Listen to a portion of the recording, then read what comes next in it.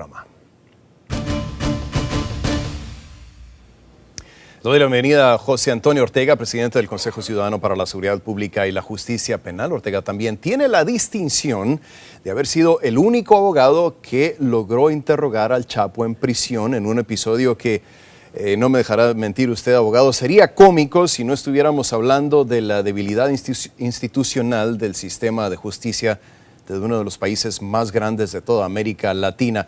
Bienvenido, como siempre, un placer saludarlo, abogado. Gracias por estar con nosotros. En conclusiones, gran parte de la estrategia de la defensa del Chapo esta semana ha sido que el Chapo es en realidad un mito que no tiene tanto poder como se dice, que realmente no era la cabeza del cártel de Sinaloa, pero usted que estuvo con él en esa prisión en Jalisco, ¿qué nos puede decir? ¿Realmente el Chapo no tiene el poder, como dice su abogado defensor?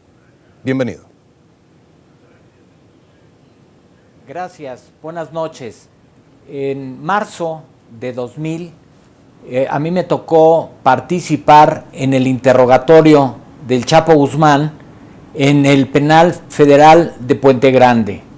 Y ahí pude apreciar, primero, que el que tenía el control del penal no eran las autoridades federales, sino era el Chapo Guzmán. Y esto lo afirmo porque la diligencia no fue tras la reja de prácticas en la que se hacen todas las diligencias, sino que la declaración fue en una oficina contigua a la del director y donde pudimos estar sentados en una mesa, tanto los agentes del Ministerio Público que participaron, como el Chapo Guzmán y un servidor. Y cuando yo le pregunté a Joaquín Guzmán que por qué estábamos empezando la diligencia a las 11 de la noche, cuando esta había sido programada a las 10 de la mañana, él se me quedó viendo y me dijo: mira, este día yo tuve visita conyugal. Después me fui a echar un vaporcito y luego me fui a echar una siestecita para atenderte como tú te mereces. ¿Te queda claro? Así, pues claro, sin tener a mí vergüenza, me quedaba abogado. claro. Así sin tener vergüenza, así de frente, descaradamente, no como en el juicio que están llevando ahorita en Estados Unidos, sí, sino que descaradamente, así me lo dijo, todos nos quedamos estupefactos, si me permite, de la afirmación que había hecho. Hicimos un reportaje, ¿sí?, aquí en CNN, que precisamente gracias a una entrevista que usted nos concedió, y quería mostrarle a nuestros televidentes que nos ven en otras partes de América Latina, no tanto en México, para recordarles un poco de qué se trata este caso. Por favor, corran el fragmento de este reportaje y la entrevista que hacíamos con el abogado Ortega. Ortega interrogó al Chapo como sospechoso en el año 2000 como parte de una investigación sobre el asesinato del cardenal Juan Jesús Posadas Ocampo, ocurrido en mayo de 1993. Su primera sorpresa, el sospechoso llegó casi 13 horas tarde a la cita. La explicación que le dio el mismo Guzmán lo hizo enfurecer. Y él dijo: mira, hoy tuve visita conyugal. Después me fui a echar un vaporcito.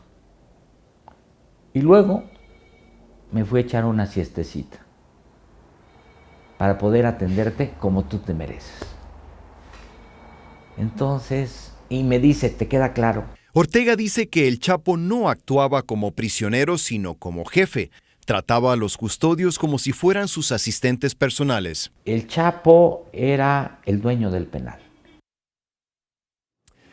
Bien, ya estamos de regreso en vivo con el abogado Ortega.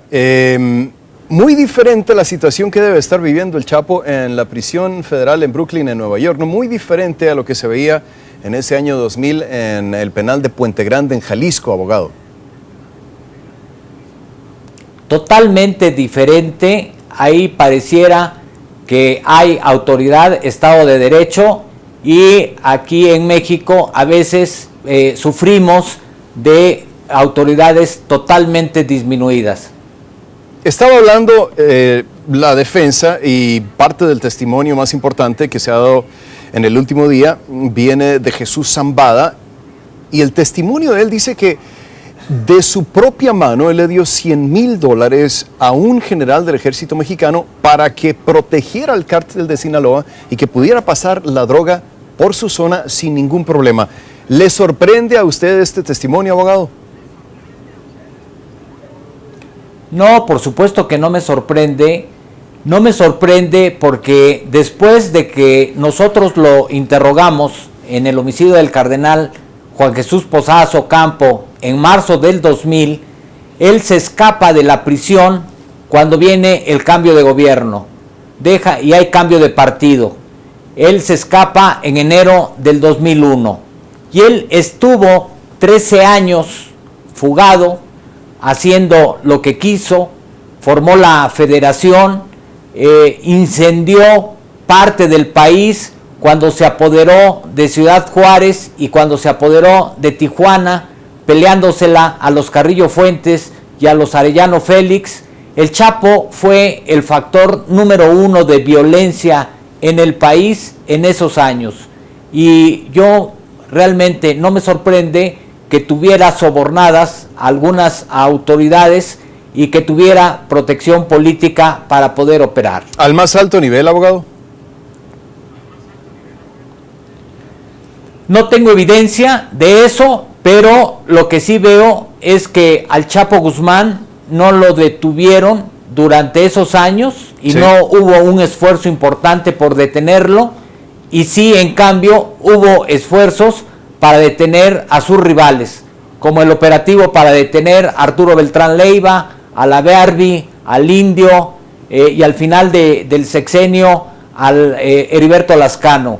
Entonces, ahí sí se veía como que le estaban limpiando las plazas, como que le estaban quitando trabajo, y parecería que hay protección al nivel más alto. Sí, tengo que ser muy responsable, sobre todo con este manejo de información. Ya hay 2 presidentes mexicanos, expresidentes, debo decir, que se han desvinculado completamente del Chapo, que han dicho que jamás recibieron ningún tipo de soborno de parte de él. Pero es un punto muy interesante el que usted nos hace, abogado. ¿Es verdad que algunos cabecillas de otras organizaciones criminales fueron cayendo poco a poco durante este periodo que usted nos dice de más de una década, mientras que el cártel de Sinaloa parecía hacerse más y más poderoso, ¿no? Se hacía más y más poderoso, y además como que se iban cumpliendo las decisiones y los caprichos del cartel de Sinaloa, comandado por Joaquín Guzmán Loera, el Chapo Guzmán. Y por eso yo te afirmo que parecería que tenía la protección. No tengo yo evidencia jurídica para afirmar que fue el dinero entregado hacia los presidentes que se señalaron en el juicio, pero evidentemente que sí había alguna protección hacia el Chapo Guzmán, si no, no hubiera pasado lo que te acabo de narrar, y no hubiera incendiado el país, y no hubiera hecho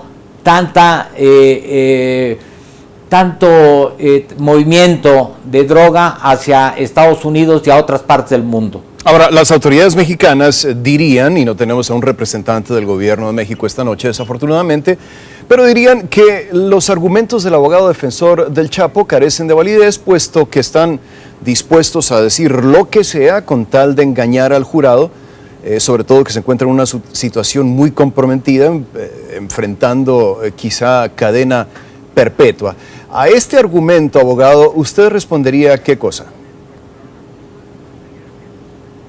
Bueno, que apenas se está iniciando el juicio, que se tiene que presentar pruebas, y esas pruebas evidentemente servirán al jurado y al juez que está llevando el juicio para determinar la responsabilidad del Chapo y para iniciar, si es que fuera el caso, investigaciones en contra de las personas que se están mencionando en ese juicio. ¿Hay alguna investigación en México al momento, abogado, sobre posibles sobornos de esta estructura criminal a autoridades mexicanas? Que yo sepa, no conozco ninguna investigación a ese nivel que se esté llevando en México por esos sobornos. También te digo que en el juicio de El Chapo, el día de ayer, el fiscal Adam Fels hizo una aseveración muy fuerte diciendo que el homicidio del cardenal Juan Jesús Posadas Ocampo había sido cometido por el gobierno de Carlos Salinas, del presidente Carlos Salinas. Y lo está diciendo por primera vez un fiscal, una autoridad que debe de tener información, y eso evidentemente que obliga a reabrir esa línea de investigación en la averiguación previa que investiga ese homicidio. Sí, tengo que decir que hasta ahora no ha habido ningún tipo de declaración por parte del expresidente mexicano Carlos Salinas. Nos quedan unos 30 segundos, abogado, ya para terminar. ¿Qué nos dice el caso del Chapo sobre la debilidad institucional del gobierno de México? Bueno, se pudo escapar 2 veces de 2 prisiones federales, pudo operar especialmente del año 2001 al 2014 como quiso, estuvo manejando y estuvo incendiando varias partes del país, y eso evidentemente que refleja una autoridad mexicana, una debilidad de la autoridad mexicana impotente para poder parar la violencia que generó el Chapo Guzmán y su organización criminal, y quedan evidentemente que mal ante esa debilidad y ante ese poderío que mostró el Chapo Guzmán con todos estos hechos, Rafael. Sí, y dudo mucho, abogado, que el Chapo pueda decir en la prisión federal de Brooklyn que no puede recibir a un fiscal, que no puede recibir a un abogado porque se tiene que echar un vaporcito. Le agradezco la conversación, gracias por haber estado con nosotros, el abogado José Antonio Ortega, presidente del Consejo Ciudadano para la Seguridad Pública y la Justicia Penal, en vivo desde nuestros estudios en la Ciudad de México. Hasta la próxima, abogado. Y al volver a conclusiones, las caravanas de